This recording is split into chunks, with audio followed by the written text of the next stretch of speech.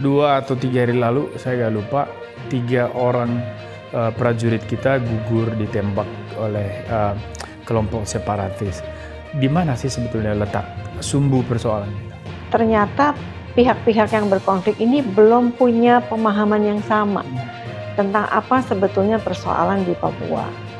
Nah, bagi Papua, masalah utamanya bukan itu. Bagi mereka, kekerasan itu sendiri sebetulnya jadi pokok persoalan. Tapi yang pasti, saya mau mengatakan bahwa dialog kan mengandaikan ada 2 minimal pihak yang akan duduk bersama dan berdiskusi. Nah, sementara di sini situasinya Papua ini jamak. Nah, bagaimana tuh kira-kira pelaksanaan dialog yang mungkin menurut Bu Adriana?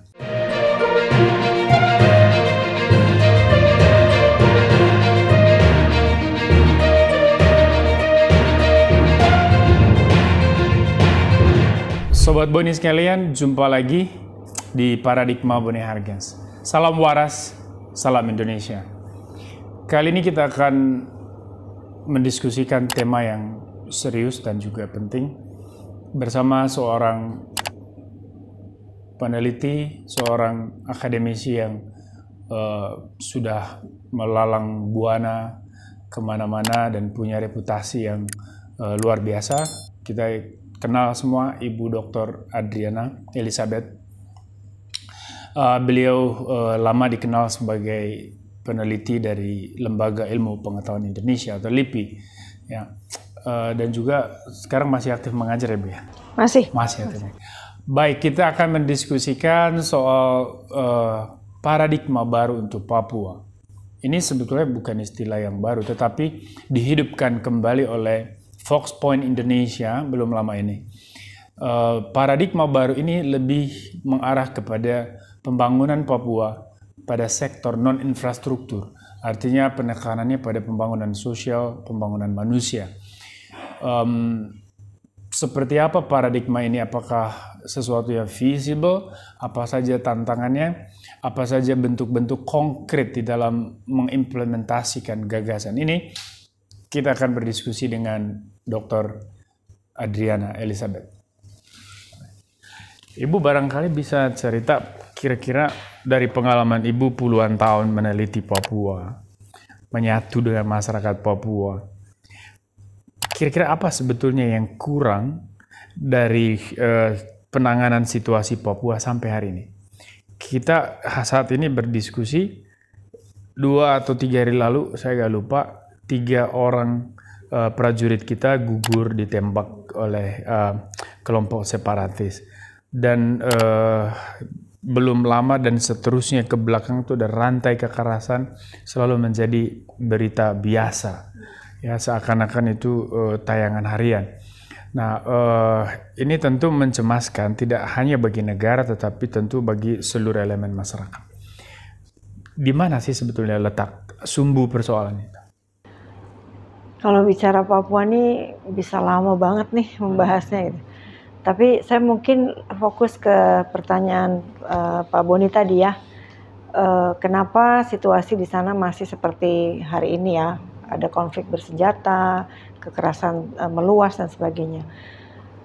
Satu yang saya coba selalu mengikuti bahwa ternyata pihak-pihak yang berkonflik ini belum punya pemahaman yang sama tentang apa sebetulnya persoalan di Papua. Bagi pemerintah misalnya isu Papua itu adalah isu separatis. Jadi penanganannya jelas bagaimana separatis Papua ini tidak punya ruang sama sekali untuk bisa mewujudkan mimpi politiknya lah seperti itu. Nah, tapi di lain sisi pemerintah juga mengatakan bahwa isu Papua adalah isu kesejahteraan ya. Bahwa masyarakat Papua belum semua sejahtera, jadi mereka harus dibangun betul di pendidikan, kesehatan dan sebagainya yang itu semua sudah dituangkan sebetulnya di dalam Undang-Undang Otonomi Khusus sejak 2001. Walaupun undang-undang itu sendiri sudah direvisi. Nah, bagi Papua masalah utamanya bukan itu. Bagi mereka kekerasan itu sendiri sebetulnya jadi pokok persoalan. Walaupun kalau ditanya siapa yang memulai, susah ya. Artinya kekerasan itu karena sudah menjadi siklus, mungkin kita tidak bicara siapa yang memulai, tapi kekerasan itu menjadi sebuah hal yang biasa. Tapi mereka merasakan betul dampak dari kekerasan itu, konflik bersenjata terutama. Nah, hal lain yang dianggap adalah soal bagi mereka itu adalah pelanggaran HAM.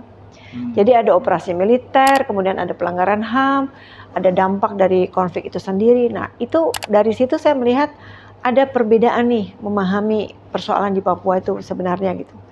Kalau kembali misalnya kalau kita bicara soal separatisme, sebagian orang Papua bilang yang memberikan stigma itu kan pemerintah. Kami kan hanya menyampaikan keluhan-keluhan, ketidakpuasan kami selama ini dari kebijakan-kebijakan negara yang mereka rasakan itu kok diskriminatif ya untuk orang Papua gitu. Kalau Papua ini adalah juga bangsa Indonesia, harusnya cara menghadapi persoalannya juga jangan terkesan bahkan dirasakan sangat berbeda gitu antara orang Papua dan non Papua. Itu satu soal pemahaman masalah yang sesungguhnya itu belum disepakati.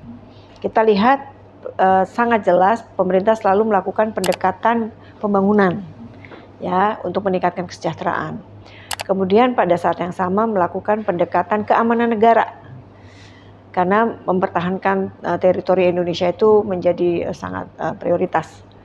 Tapi sebenarnya di sisi lain juga ada keamanan manusia yang harusnya juga dilakukan atau diperbaiki lah. Itu dari versi Papua. Nah tentunya pemahaman yang tidak sama ini menghasilkan juga pendekatan-pendekatan yang tidak tepat. Tidak salah, tetapi tidak tepat karena tadi pembangunan sudah jelas ya. Otsus sendiri sejak 2002 itu kan anggaran terus dikasih sampai hari ini. Setelah direvisi pun tetap ada alokasi dana Otsus sampai 2041. Itu kan jelas sebuah komitmen yang tidak main-main.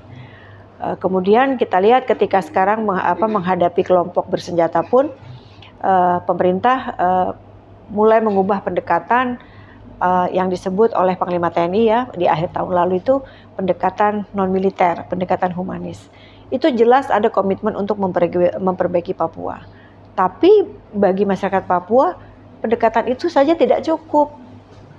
Karena apakah kemudian dengan melakukan pendekatan non-militer itu akan juga membuka peluang membentuk misalnya Komisi Kebenaran dan Rekonsiliasi untuk mengatasi persoalan-persoalan kekerasan, pelanggaran HAM dan sebagainya.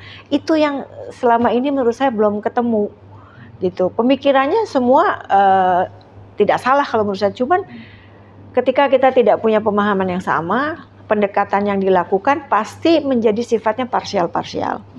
Nah ini yang saya melihat selalu menuai persoalan. Terakhir ketika Undang-Undang Otonomi Khusus 2001 direvisi menjadi Undang-Undang Nomor 2 Tahun 2021, itu juga mengalami penolakan. Karena memahami akar masalahnya itu tidak selalu sama. Bagi pemerintah misalnya soalnya lebih ke isu-isu soft issues pembangunan. Nah untuk mengatasi itu jelas kasih anggaran, bangun infrastruktur, perbaiki pendidikan, kesehatan, nggak salah, sama sekali tidak salah gitu.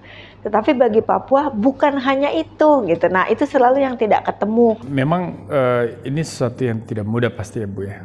Tetapi kami melihat justru dengan pembangunan infrastruktur yang dilakukan oleh Pak Jokowi kan setidaknya ada satu lompatan besar. Ada terobosan di mana Papua diistimewakan secara konkret gitu. Setidaknya Papua sendiri melihat bahwa mereka diperlakukan sama.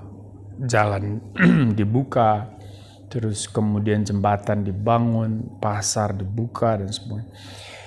Bahwa itu tidak cukup ya, tetapi sebagai proses kan suatu langkah awal yang baik.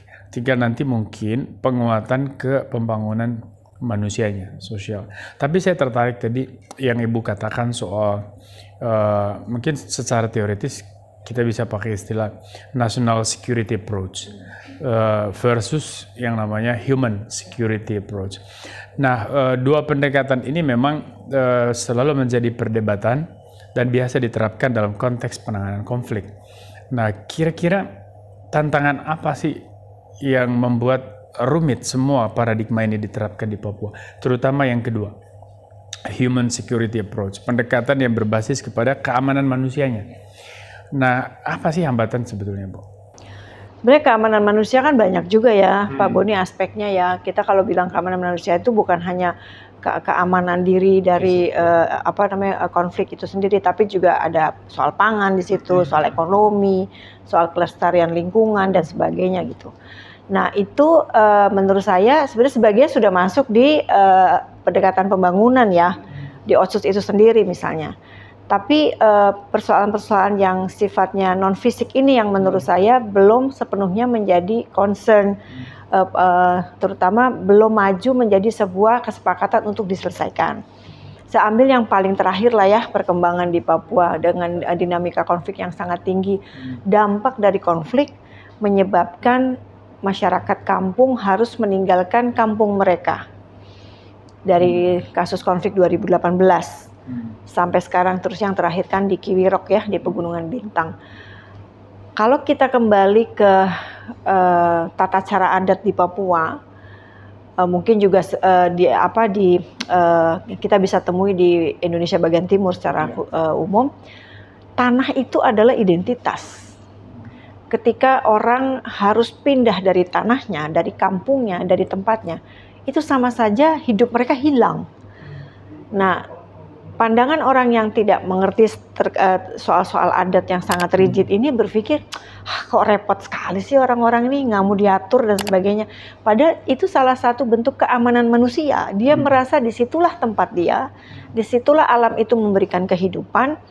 Ya, mereka bisa cari makan di hutan, mereka bisa cari makan di laut, ikan muda dan sebagainya. Jadi konsep-konsep itu yang menurut saya belum menjadi concern.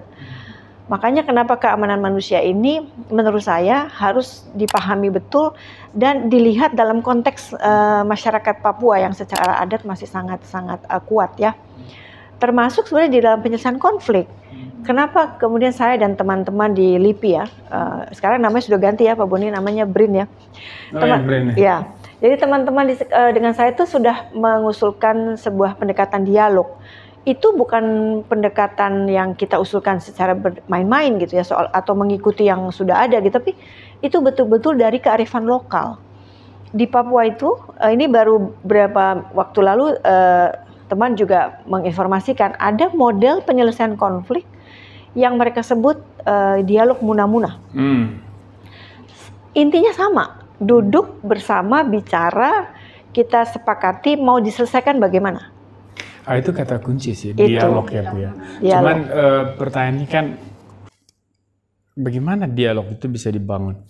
Kalau kita belajar dari pengalaman katakanlah Aceh, ya. Aceh itu dulu kan kita bisa sampai ke kesepakatan Helsinki. Itu karena gerakan separatis di sana itu ada hierarkinya. Organisasinya begitu kuat dan tunggal. Ya, sehingga pengelolaan ya konflik ini relatif lebih terukur lah. Nah, tetapi Papua ini kan kelompoknya banyak banget ini. Ya, Beni Wenda jalan lain, terus si ini jalan lain segala macam. Ya, saya juga nggak tahu MSG itu yang Melanesian Spearhead Group itu apakah penerimaannya juga di kelompok-kelompok Papua Merdeka yang beragam ini sama atau tidak. Tapi yang pasti saya mau mengatakan bahwa dialog kan mengandaikan ada dua minimal pihak yang akan duduk bersama dan berdiskusi. Nah, sementara di sini situasinya Papua ini jamak. Nah, bagaimana tuh kira-kira pelaksanaan dialog yang mungkin menurut Bu Adriana? Ya, proposal dialog itu juga sudah lama kami usulkan. Saya ambil yang terakhir ya, Pak Boni, karena perjalanannya panjang sekali nih. Di 2017, saya ingat betul tanggal 15 Agustus, itu Presiden Jokowi jumpa dengan 14 tokoh dari Papua. Tokoh itu ada di situ dari agama, dari adat, dari perempuan, ada juga dari aktivis. Intinya adalah pertemuan itu menyepakati pendekatan dialog untuk Papua itu disebut dengan dialog sektoral. Apa itu dialog sektoral? Dialog sektoral adalah dialog yang disediakan untuk membicarakan isu-isu yang selama ini selalu menemui jalan buntu penyelesaiannya. Apa saja isunya. Nah, kemudian ditunjuklah pada waktu itu 3 orang penanggung jawab untuk menyiapkan supaya dialog sektoral ini bisa diwujudkan. Waktu itu ada Menko Polhukam Pak Wiranto, kemudian Kepala Kantor Staf Presiden Pak Teten, dan Koordinator Jaringan Damai Papua almarhum Dr. Neles Tebai. Sempat ada beberapa kali pertemuan persiapan, karena dialog yang baik itu adalah sebuah proses panjang yang harus dirancang, bukan dialog parsial atau kemudian menjadi programatik yang hit and run, bukan itu. Jadi sebuah pendekatan yang harus dirancang. Sudah dilakukan beberapa kali persiapan, tapi kemudian tidak pernah terrealisasi karena banyak faktor. Waktu itu kemudian mendekat tahun politik, tahun 2019, akhirnya konsentrasi semua tersedot ke persiapan pesta demokrasi ya. Akhirnya rencana-rencana dialog ini mulai terpinggirkan. Kemudian koordinator Jaringan Damai Papua sakit sampai akhirnya beliau meninggal. Kemudian saya juga melihat bahwa di antara 3 orang yang ditunjuk oleh Presiden itu belum terbangun komunikasi yang solid ya. Jadi saling menunggu gitu. Nah, itu nggak mungkin bisa menyiapkan sebuah proses dialog. Apalagi tadi Pak Boni sampaikan, Papua itu sangat heterogen, sangat berbeda dengan Aceh. Jadi disitulah kenapa kemudian kita tidak pernah maju. Kalau bicara dialog itu baru persiapan saja, belum jadi juga gitu, belum tuntas juga. Nah, jangan dulu bicara kondisi-kondisi spesifik, keberagaman Papua, isu-isu sumber daya alam, itu menjadi isu konflik yang sangat mengemuka, bahkan itu trennya akan ke sana, karena sumber daya alam Papua itu menjadi rebutan para investor kan. Kemudian dengan tadi sistem adat yang sangat kompleks. Nah, kalau ditanya soal dialog tadi, menurut saya nggak usah mulai dari nol, lanjutkan saja dialog sektoral yang pernah disepakati oleh Presiden. Nah, itu dipersiapkan secara baik. Apa yang mau dibicarakan? Bisa pendidikan, bisa kesehatan, per sektor kehidupan. Bisa, bahkan juga bisa bicara masalah HAM. Cuman selalu ini yang menjadi pertanyaan di kepala saya. Kalaupun itu dialog sektoral, saya sih bertanya di kepala saya, kalaupun itu gagasannya bagus ya, kalaupun dilaksanakan. Nah, cuman di depan kita yang akan berhadapan dengan pemerintah, itu mewakili Papua siapa? Karena saya kan ada banyak suku dan juga persepsi tentang situasi ini beragam juga di kalangan Papua sendiri. Karena sebagian Papua sangat nasionalis, melihat dirinya bagian dari Indonesia, sebagian yang lain merasa berbeda dan ingin merdeka. Nah, bagaimana bisa nanti dialog itu yang hadir dianggap betul-betul mewakili Papua? Itu juga kan kerumitan sendiri, atau bagaimana menurut Ibu? Saya pernah melakukan, kami sebutnya pertemuan eksploratif. Itu kami hadirkan semua elemen, semua stakeholders, baik dari Papua maupun dari Jakarta. Sebut saja semua kementerian yang punya program, punya tanggung jawab ataupun pekerja di Papua, semua kami undang. Good. Elemen di Papua sama. Cuma satu yang memang kita tidak pernah atau belum pernah hadirkan, itu kelompok-kelompok garis keras. Tetapi kan ada orang-orangnya mereka yang ada di Papua, yang juga ada di kelompok-kelompok yang kami undang. Di situ kita bisa melihat apa sih perspektif mereka dan sebagainya. Nah, itu menurut saya harus dimulai lagi gitu. Nah, dengan gagasan dialog sektoral itu bisa dikombinasi menurut saya.